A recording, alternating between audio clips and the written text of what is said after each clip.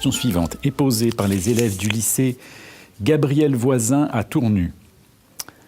Quelles impressions vous ont laissé les rencontres avec les lycéens de notre région? Que des impressions agréables. C'est toujours merveilleux quand même pour un écrivain de rencontrer des jeunes lecteurs. Je pense qu'un écrivain quand même écrit pour la jeunesse, pas pour la jeunesse, pour l'avenir, disons, pour l'avenir. Et l'avenir, il est incarné par la jeunesse. Donc les rencontres avec les lycéens, enfin en tout cas en ce qui me concerne, c'est toujours un plaisir. J'ai rencontré des élèves curieux, des élèves bienveillants, jamais la moindre agressivité, jamais la moindre méfiance, défiance. Donc j'ai rencontré des gens particulièrement ouverts, curieux, posant des bonnes questions, les bonnes questions. Évidemment, c'est toujours un peu les mêmes, mais c'est les bonnes. Donc pourquoi s'en plaindre? Je pense une jeunesse qu'on caricature parfois dans les médias.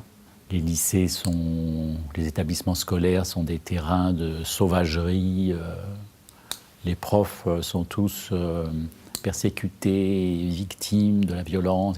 Bon, c'est pas la première fois que je fais des rencontres dans des lycées. Je n'ai jamais rencontré ça.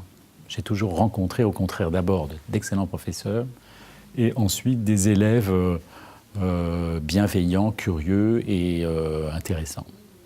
Alors peut-être que c'est une chance que j'ai, mais je ne crois pas. Question suivante.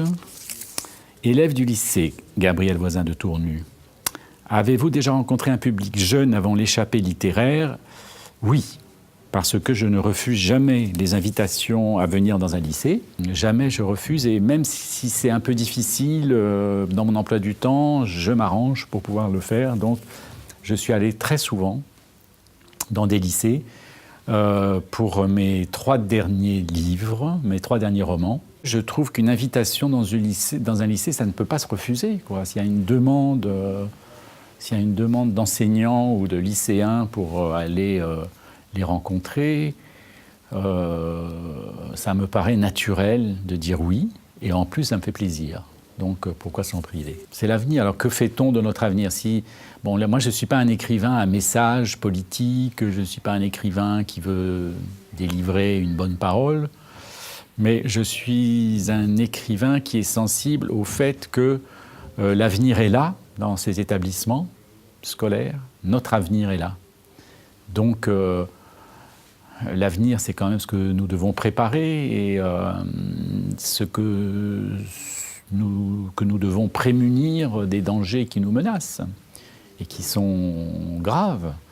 Donc participons à notre petite mesure, participons à la construction d'un avenir meilleur.